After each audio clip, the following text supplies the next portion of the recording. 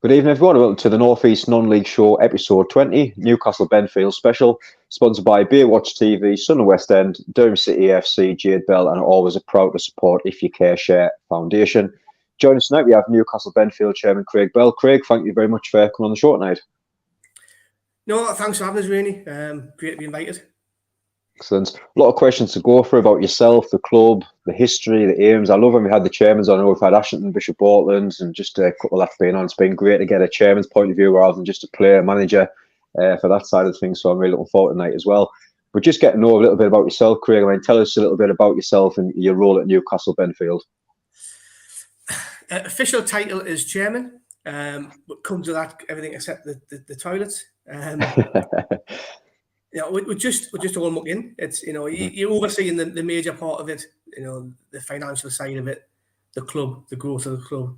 But we've got a great team, great committee. This year has been massive. Where we made a strong committee, made a strong media section. Brought in some committee from the junior section as well with new ideas in a different thought process, which has helped massively. So it's been huge for us this year with a change. Me being vice chairman and then moving to chairman, you learn every day. You make mistakes every day, and we've all pulled together. But yeah, it's the football club, so whatever's needed, we'll all do it. And I've got to say we have from the cleaners to the barmaids to the snack hut, the guys in the gym, everything, the junior section, we're all just muck in. So yeah, we're all one. We've got title. Everyone's got a title, but it doesn't really mean much. It just means that you take the blame at the end. Yeah, I always love to hear. Like you say, it's just a massive family. Northern League clubs, isn't it? It's all built up from, like you say, the bar staff, the groundsman, the kit washer, everything just put together. It's amazing, isn't it? How people come together for the love of football in the club. It is, and if I did grassroots for 20 odd years, even though I look very young still. And when I stopped grassroots, it was like I'm not. That's it. But you just can't. You can't stop. Yeah. You can't leave. You're watching players that you coached when they were younger come into men and be men's football. And it's great to see. So it's a huge part of your life. And once you're in it forever. You can't really get out. Definitely. And Jimmy Rowe, Benfield legend, and his vice chairman both passed away. What was it? Was that one of the big reasons that you stepped in and to continue the history of the club of what they've kind of made and for you to go on and make that bigger, better things as well? To be fair, it's the only reason. I was always a Benfield, and me and Jimmy go back. 25 years. Jimmy was like a father figure to me. I love the guy. And his vice chairman, Davy Robson, brilliant bloke as well. Being there, they were like chalk and cheese. They were funny. Really funny. And I always helped out, but in the shadows for years. Got involved by my Uncle Trevor, who's still in the committee now. And it's just, I would never ever would join them because I had grassroots, I had work, I worked abroad. It was just one of them things, but I always helped and did stuff over the years. I just did more and more, but I spent more time in Jimmy's office with him talking football and looking at the club. Like I say, if it wasn't for Jimmy, I wouldn't be here. When he sadly passed away, it was a huge loss to everybody. And myself, massively, I took it quite hard. So we're rallied around the family. We're rallied around Dave Robson, and within a year and a half, Dave passed away through COVID and ill health. So you've got to reshape a whole club. Yeah. You've got the two guys that built it, and Jimmy, we call it the bank of Jimmy, and Jimmy was the bank man as well, so you've got to reshape it. And you're learning every day. We still are. We're making mistakes every day with it. But yeah, the only reason I'm here was because of Jimmy and the family. And I think I was lucky enough to get to know Jimmy first when I was very, very young. And then the family all took us on board as well, and they've been a big part of my life. And he'd go mental me being here now as a chairman. Because I would never go on the committee. Yeah. I would just say, I'll help you. I'll do anything you want. I'll just come and see you. And I'll laugh still because he'd be upstairs, him and Davey stamping their feet saying, look at him sitting there now, Mr. Chairman. So yeah. Well, great. Legends. And we said the other day to somebody, you can see the tilt now in the age group of committees and the age group of clubs. You know, we're lucky enough to still have Alan Young, you know, Stan Thompson, and then you know, Trevor Atkins at the club still, who were there, who've been with the club 25, 30, 35 years. We still have that. We still have them, you know, instilling the old days, reminding them about the old days. And we still have, you know, Andrew Granger, who's been with the club 22-year player. So, yes, yeah. But it's a new time for clubs now, and it's whether or not you can make it work. So yeah. That's it. That brings on nicely the next question. I mean, I always ask chairmen that come in onto the show, how do you break that news to your wife, your partner's family? Oh, by the way, I'm going to be a football chairman next week or tomorrow. How did that go down? I didn't tell my wife for 2 years. I just Michael Oliver took the reins over. Michael's the relation to the family cousin. Michael's really good. He set the club steady. Made it all perfect, and I was supporting Michael, and just because you know I knew him and we got on really well, and so I didn't tell my wife I was doing that either. I was just going to more games, doing more things, and then Michael's work took him further afield. So, and we had discussed it for a while that I would step into that role. So it was a slow transition, but I didn't tell her. But she kept coming in from work saying, I'm getting congratulations from people at work because they were all linked to Benfield. They were all linked to football. And that's no, they've got things mixed up. It's Michael. And so it was. She knew I was doing it. She knew how to do it my way, which was just be keep it quiet for me. And it's quite funny. It's getting called chairman. I've just turned 50. Getting called chairman at the age of 50, it seems a bit strange, but yeah. Amazing story. Amazing. A little bit of history about the club as well. I mean, great history from the 2000s, started promotion from the Northern Lions, Division 2 promotion, League Cup winners a few times, winner of the Division 1, 2008, 2009. Between that little spell, that was a great rise for the club, wasn't it? Coming from there, from the Northern Lions up to the Northern League Division 1 and winning it for that little period. Yeah, the drive from the day one of the foundation of the club, when it was at Brunswick, Jimmy and his committee then, you know, Danny Gates, they wanted to be successful. You know, when Davey joined over, came in as well, it was the drive for success. They wanted trophies. Yeah. That was the end of it. And Jimmy put anything going his way. The football team, the money he spent, what he gave the club and the players, second to none. You speak to players now who've been left retired, and they'll tell you the best club they played for, you know, for how they would treat tracksuits, bags, the whole lot, the away trips, the whole everything. You know, I laugh at some of the stories the lads tell us that. You know, my old boss used to play at Benfield many years ago. Nice. You know, so great success. You know, Tom Wade, Baxter. You know, all great managers who got the trophies at the time. And it's what the club maybe will have the big cabinet still will show the juniors come in and go, look at them trophies. It's just such a shame that it's been a huge gap. But massive for the club, huge, good success. But it came with, you know, Jimmy spent the money, and that's what happened. When you pay big bucks, you get the success. And I mean, that brings on this is one of the quiz questions that we had in the group on Tuesday. The 2008-2009 season, named the top four because of how close the point total was. Obviously, Newcastle, Benfield 84 points, Constant 83, Whitley Bay 82. Spennyroot 82. What a fantastic season. I mean, it just shows you the quality of that squad at that season, of how close them teams were, wasn't it? Yeah, they were not just a very talented team. And I'm only repeating what I was, you know, I've only watched them a few times at that stage, but like I say, the committee guys that are still here talk about it all day. Granger, the keeper, and sadly enough, when we had our physio's funeral, Derek Gore last year, we had a lot of the ex-players come back, and the crack was great. You know, sad times bring good times, and it was great conversations about the past. And they played hard, they worked hard, they trained hard, they drank together, they fought together, and they had that real big bond. And you know, it showed on and off the pitch. And for the guys to still be good mates now after all these years as well, it shows you what they had. And we're just, you know, we're trying to copy that. Like now, to be fair. Definitely. I mean, like you say, apart from even that season, I mean, you've almost reached FA Cup, the first round 2006-07. Nobby Solano, big name coming in, helping the coach 11-12, quarter final of the Vars 2013-14. it's all really good times, like you say, around that period and all the cup runs as well. And you've seen all the history, and I bet now you're hungry to get that and get your fingers in, like you say, right, this is our time now. Let's see what we can now do for Benfield. We can't give Nobby too much praise. He did 2 games coaching. Yeah. So he was there. Yeah, I love a good cup run. Amazing, classic. I dream of FA Vars final. That's I love it. I would love to get there. I'd be the proudest man in the world with the family to walk out there. Yeah, it's good for the club financially. It's good for the club PR wise.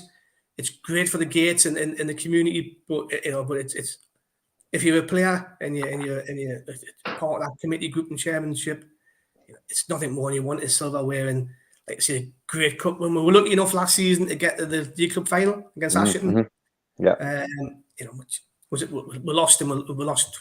I think it was 4-0 at the time. It was bad. We just didn't show up at the end of the day. But leading up to that, we had a really good run in the cup. The football was flowing, and I just thought this could be it. And we will have that drive to get something for people like Davey, Jimmy, Derek, just the guys that built the club just to go, look, we've done this for you. So yeah, passion's still there to get silverware, and the FA Vars is my favourite. That would be amazing. And the club now, looking at a bit about the period, I mean, looking at the future now, how important is, I mean, you've seen it last year, like we're going to touch on later, but how important is to have that youth section to fall back on and getting them players coming through to hopefully involve not a full team at one point like RCA, but kind of putting 1 or 2 players, bringing them through in the future.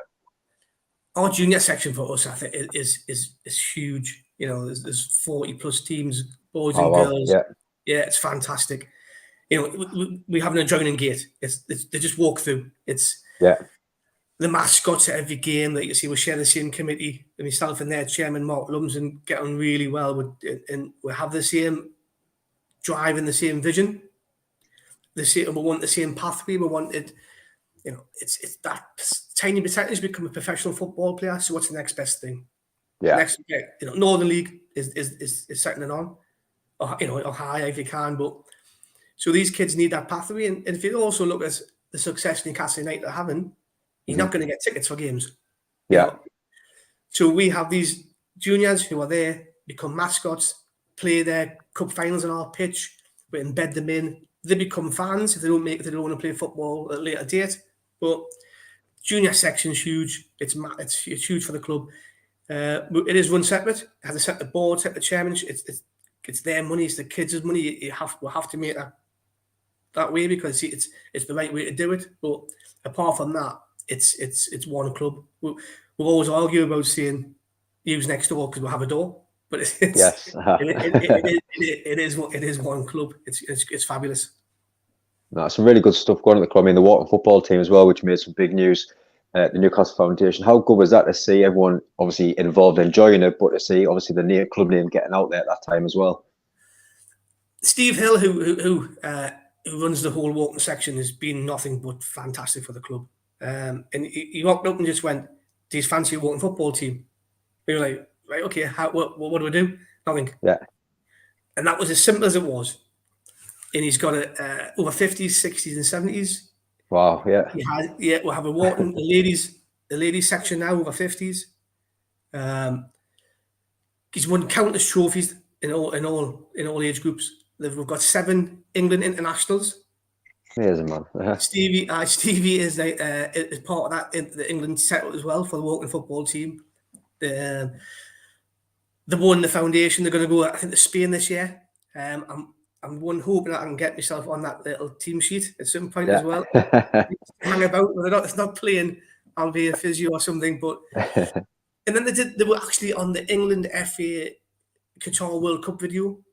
Right. In the scripts, wishing England good luck. And for us in Benfield, it was huge. And we can't thank Stevie enough. And the teams, and I'll be honest, when I was like, Wharton football, you go and watch it, there's some old faces from the Northern League.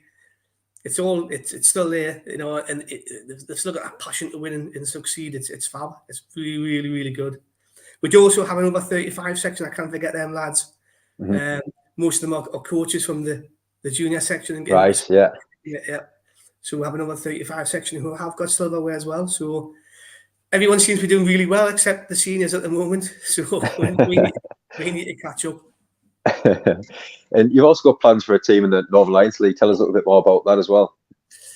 Yeah, it's the next step. We need to have a progression. It's really, as you know, men's football and the transition from junior is hard. If you don't get it right, it can ruin a club and it can ruin a player, and more importantly, that player development. So, you know, we nearly had it last year. Timing wasn't right. So this year, for ready for next season, we'll have one. We've been, myself and Mark Lumsden from the juniors have been talking about how it looks and feels, because it has to be part of the whole club. We have Newcastle Elite Foundation, the college section. They play on us in the Vars. So we've been speaking to them as well about integration of some of their players. So we have a backbone of senior men playing in that league who play there and want to be there all the time, and then we will filter in the younger players from the juniors who are good enough, and also from Newcastle Elite Foundation, and give them that next step. They'll play and train together at the same time as the seniors. They'll have exactly the same as the seniors, and hopefully we can find the next best Northern League player. Exactly. No, really good. And loads going on as well. They say working with Junction 42, a lot of veterans, the elderly in the community as well. How important is, like you say, we mentioned the family field, but you've literally got something from someone coming in possibly as a mascot, 5-year-old wanting players out up until over 70s football. You can't ask for much else, can you? No, like most clubs, you do a lot of things, but you don't shout about it. You just do it. I've done things for years, and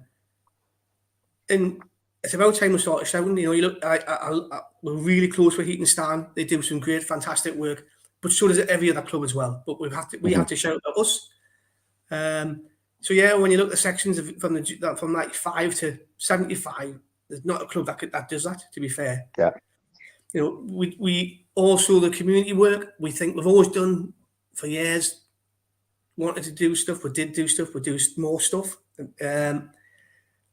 but it's getting out there and getting more support as well. So we do Junction 42, which is an outreach group for people being released from jail to get them back to straight and narrow. So we train them physically and mentally. We'll have a gym on site.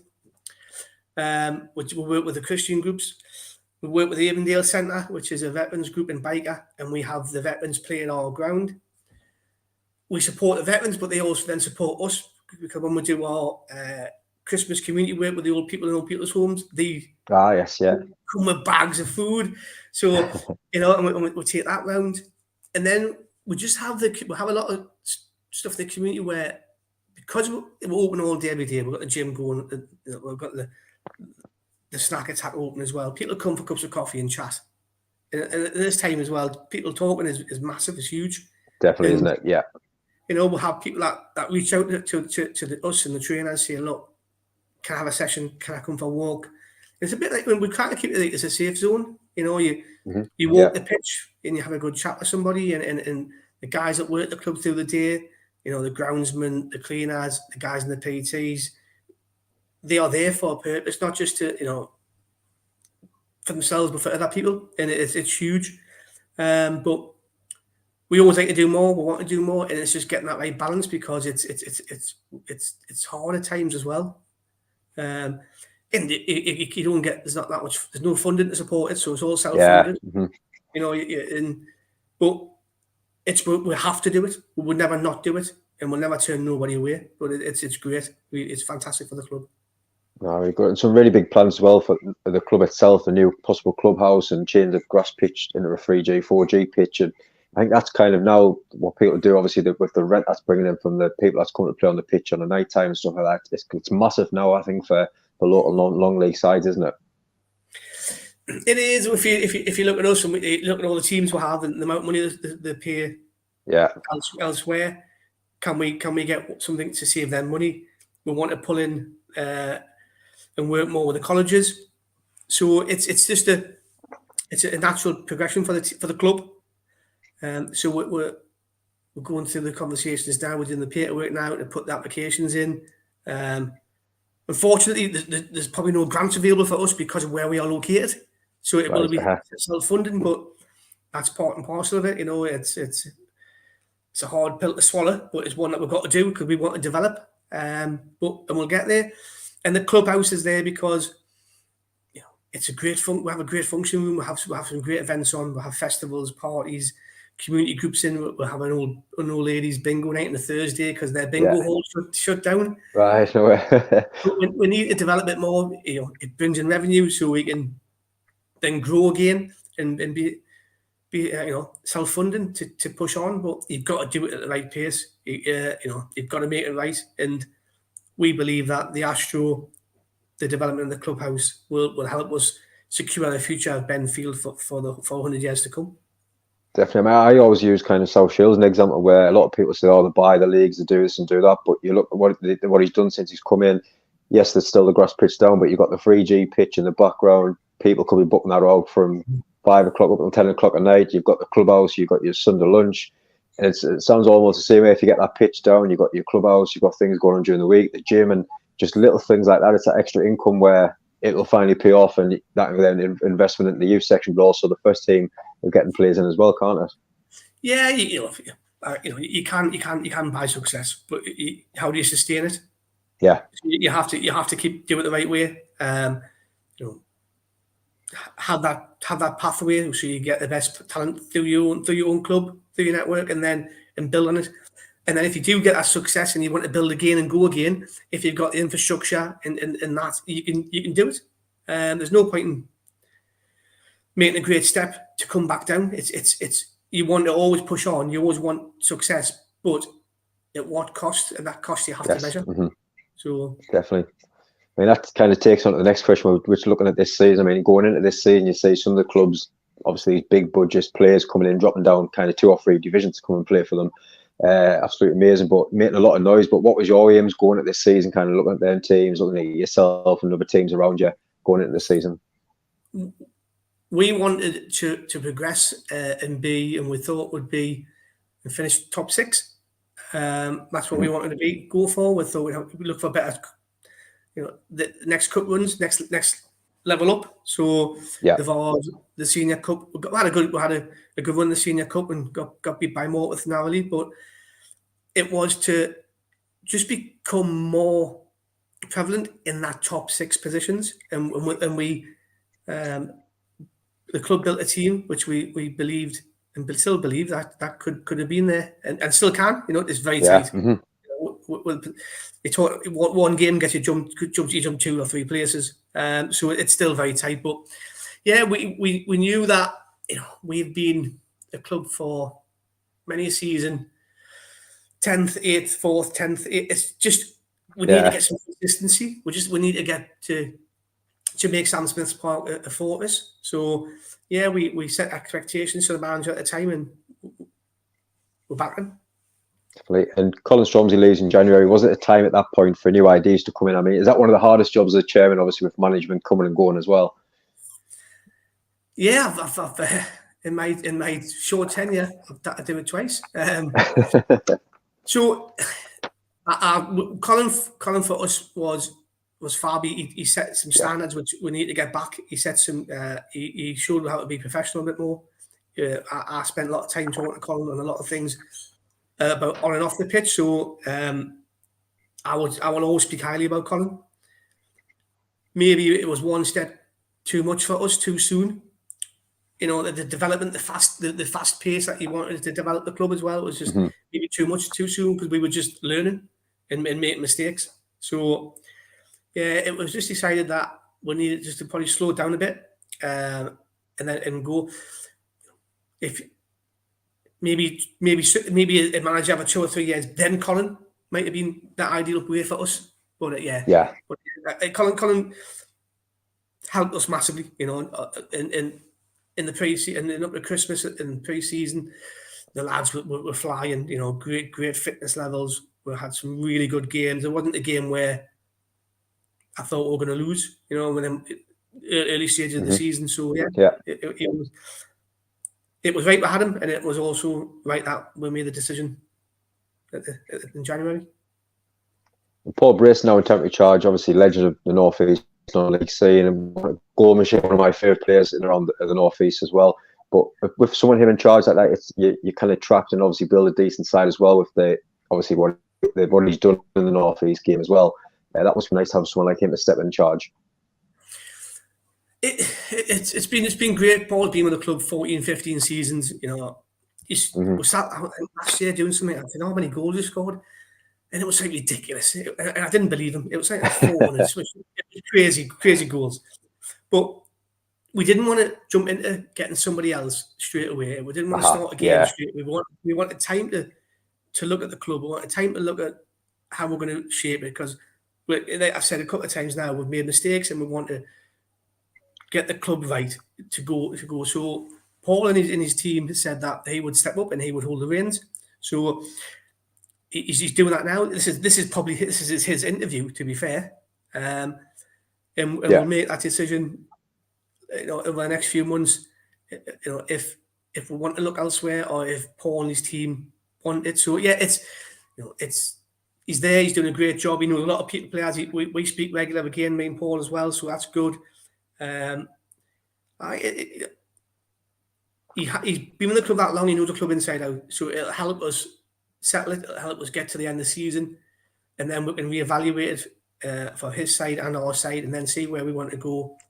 But yeah, he's doing a good job at the moment in time, as in getting the guys playing and getting them back. But we had a huge gap at Christmas, which set us back. 7 weeks without kicking football, 7-8 weeks. It stops the rhythm. So yeah, he's a great. He's well known. He's got a great little black book. But we'll hopefully, we don't want to really change a whole squad just to get to the end of the season. It's just little bits we need and just getting on that line. But it's tight. So a couple of wins, you're up there, and we could spoil a party for somebody, I think.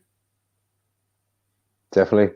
Like you say, hopefully if he does step into that management, hopefully not give up his boots, because that'll take a few goals away from the team, won't it?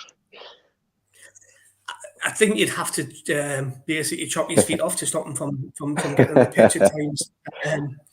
His desire to win still is there. When he does the training sessions with the team, he is always thereabouts. He never ever makes an excuse. And I think Paul's 45. So yeah, if you look at Paul, if you want to look at someone to aim at to carry your football career going, look at Paul. And he does drink as well, and he does eat chocolate. So there's hope for all. And looking now at the football pyramid, obviously we had a lot of players, managers, chairmen on. We kind of look back over the kind of last decade where there was never that step up from Northern League up to kind of where Gates ever played at the time. But now you've kind of got a big step up every single division now up to the Football League. I mean, looking at it now, yes, it could be long-term plans, but would you ever consider kind of moving up in the future if that did come around? Yeah, you have to. If you're in that position to go up, you have to go for it. You can't say no. You're robbing your fans, you're robbing your players. It's a club's duty to go up. But you've got to do it at the right time. If you're lucky enough in it, you get it. But we would never not want to go up. We would, if we were in a position, we would break the bank. We'd go and rob a bank if need be to get over that line. So it would be really good. Definitely. And for anybody that's kind of watching, or people thinking about giving a game a go from around the area, what message would you like to share with them that we're going to get this shared out as much as we can for you as well to them type of people? Newcastle Benfield, it's a great club. Some great support. The fans are fantastic. The junior set, we want to be known as a family club. We've got the little 5-a-side pitch next to the game, so if your kids are bored, to play on that. We've got a basketball net up. We've got the gym there as well. Yeah. It's open. You can always come through the day to feel the place. In our match days, it's just a good crowd. So we've had some great games. We've had some great derbies. We're lucky enough to have Heaton and West Allotment and Wilty Bay close by, and then we had no Shields. So you're singing your derby games, but your friends from old and your friends from your old school days and that, all supporting different teams. Come along, you can bring your dogs. It's great. It's fantastic. It's a lovely place to be. and I'll buy us a pint. Excellent. No, really good. Like I say, I hope maybe my son part we're going to try and get along before the end of the season. We'll do a little video vlog for you and kind of a game that's on as well. We absolutely love it. We love getting out as many games as we can, so it's definitely on our list to get along before the end of the season as well. Just touching on to the Division 1, and obviously we spoke just before we came on air, and it's what a season it's been. And you kind of look at it as the run going at the top, that's kind of at the bottom, but then in that, like you say, where you was at that top, you could a couple of wins, you could be pushing out in top 6, couple of defeats, slip down. It's what a season it's been just for the league in general, hasn't it? No, it has. It's been, it's been great. There's been some great games. We've been a part of some great games. The 4 at the top there. Newton Aycliffe, Bishop, Whitley Bay, Ashington. We've played them all. Lucky enough to play them all so far. So we can say it. And it's going to be a good finish because Gisborne's a strong team below. You got yourselves, West Allotment, Wickham, Heaton, Stan. We can all spoil a party for them, and it's going to come thick and fast. So it'll be good. There's some great players. Look what Bishop's done. It's just getting Dale Hobson this week. He scored a hat trick on his debut. Come on, it's like playing FIFA. It's fantastic. But, we have a good enough squad that can still push on, but the teams above us some great players. No, it's been really good. Like you say, the last 5-6 weeks, especially, where you kind of had, say, Whitley Bay, a couple of good results, and then 2 kind of shot results. And then Bishop Bort lose a couple there, go on a little run of winning games and stuff like that. I mean, looking at the 4 teams in there, who would you go on? What order would you kind of stick them in to come the end of the season? Ooh. I'm half. I like Newton Aycliffe. I like the club. We have some great games with them, and the fans are fab when they come to our place. Love them. Me and Nicky Gray, Whitley Bay go back many years, so I've got I like Nicky Gray, but would I want Whitley Bay to go up? I wouldn't, because it's my derby. It's a good game. Yeah. You got Bishop and Ashington. They've been backed by their chairman. Them players don't come on peanuts. So they put their money where their mouth is, and if they don't go up, it's just going to be a hard pill to swallow for them. I would like this. I like to see Newton Aycliffe go up. Just how they've done it. Just they've been really quiet this season, and they've just sneaked up. Unbelievable. But I think it could be Bishop, Newton, Ashington, Whitley Bay with a point or 2 or goal difference. I can't wait. Honestly, it's going to be an amazing few weeks. And then just finally, we were just chatting as well before, obviously, how things go to go on the top, but we've got to mention Sunderland RC. I know they had a hammering yesterday off Heaton Stand, but amazing for them youth lads, like we said, to step up, to take the play, to play the full game, to continue throughout the game as well. And then obviously the news today that Martin Swills, who's going to be coming in a few weeks, come back in charge, and it just shows you kind of, you mentioned the budgets, kind of Ashton Bishop Bort, and you go down to teams that are struggling. It just shows you how many different clubs are at different stages, aren't there, in that division? Yeah, it's huge. You have your rivals, but you don't want to see nobody lose a club. The Northeast is a hotbed of football, and we've got to try our best, and you've got to look higher as well. We're not going to that conversation because we'll be here all day about the wrongs and rights of the FA. But Sunderland RCA, I take my hat off to them. We've played them home and away now, and when they came to our place, it was the young boys, the young lads, in the battle. They just kept on going. Yeah. They had a great support as well, and I don't care what level you are. When you're getting beat, it's hard, and when you're getting beat 6, 7, 8, 9, it's hard. But they kept on going, and I applaud them, and they deserve every credit they get. And RCA will hopefully stay in the league, or actually just keep on being a football club, which is the main thing. And they should be very proud of themselves for doing what they've done, and look back and go, we helped save that club, bottom line. And I've got nothing but credit for the whole squad of young boys, young lads. No, really good.